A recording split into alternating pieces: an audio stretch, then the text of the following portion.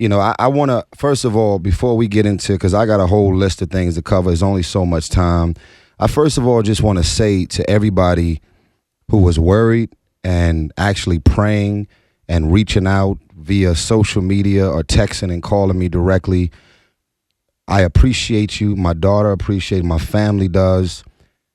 For me to wake up, okay, on September 11th, the day that the whole country was mourning what happened in New York City, for me to wake up and end up getting accused of doing anything bad to my baby was the randomest, craziest thing ever. Now, some folks don't know this, but I'm here to shed light on everything. My daughter got spanked 2 times in 10 years. The first time I spanked my daughter is because her mama asked me to do it. Okay. The second time I spanked my daughter is because I told my daughter to tell me the truth about something she did. She didn't. So I literally spanked her with my right hand directly on her butt. Didn't abuse, didn't do anything crazy. So when her mom, who I gave her the heads up, like she got caught lying, I told her to tell me the truth, she didn't. I just want to give you the heads up that for the second time in 10 years, I just spanked Shayla. She ended up running to court on September 11th and literally accused me of abusing my baby. She couldn't walk, couldn't talk, couldn't do this, couldn't do that. Like literally went into there like a writer from the TV show Scandal and created an entire monologue and then went out and literally traumatized me forever. Now, was there some static between you and your daughter's mom? There was no static other than the fact that I'm a married man, and I'm not just married, but I'm happily married and I've moved on. Okay. Like, I don't wish no harm on that woman. I look forward to her finding someone, getting in a relationship, moving on with her life so that she can be happy in whatever capacity. But that's right. At the end of the day, bruh, it's not my fault that God has still decided to extend his favor over my life and career, where I'm still doing movies. I'm still out here selling out concerts, not just theaters, but arenas. I'm still relevant. I still matter. And you have went out of your way for 10 years. I want y'all to understand that in 10 years, I've been accused of hitting her when she was pregnant, everything imaginable that she can think of to try and tarnish my brand and image and compromise my career has been happening for 10 years. Now, this is something that's important. I came here to share. I want y'all to understand, to all of the viewers out here, I'm not on a mission to throw under the bus. I'm on a mission to clarify something that everybody was confused about. And I'm here to keep it real. So I'm going to tell y'all everything. Right. The lawyers that have represented me for the last 10 years, other than my new lawyer right now named Terry Ross, told me, don't worry about it, take the high road. I've never settled out. I've never paid somebody to get rid of them and what they're accusing me of. That's never happened. But they basically said, any way we can, let's get this nightmare over with.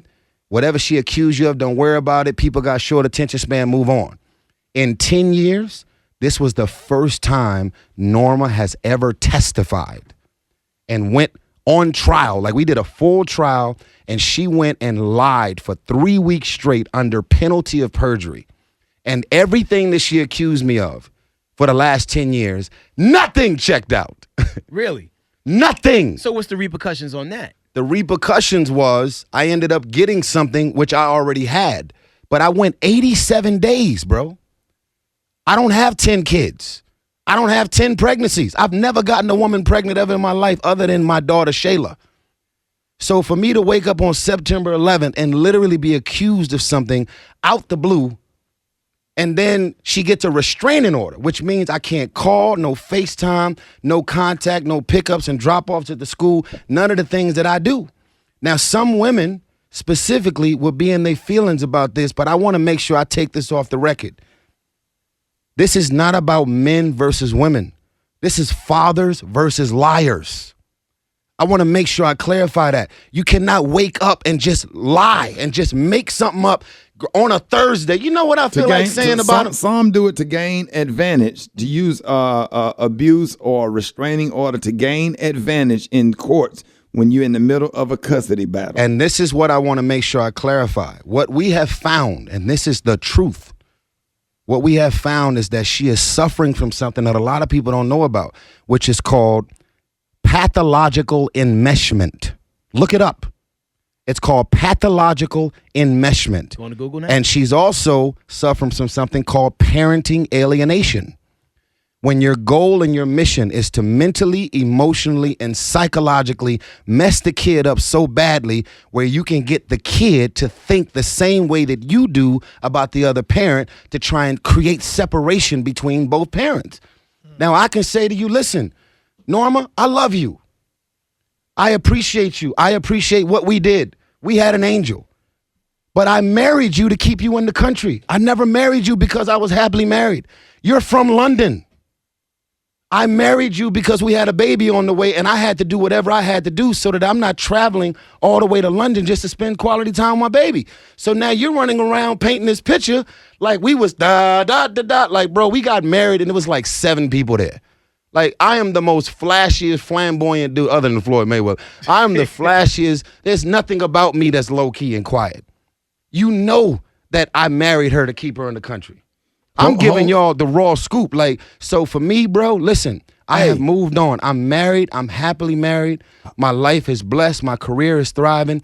And I got people out here who have decided I'm not going to put you in the movie. Hold that thought.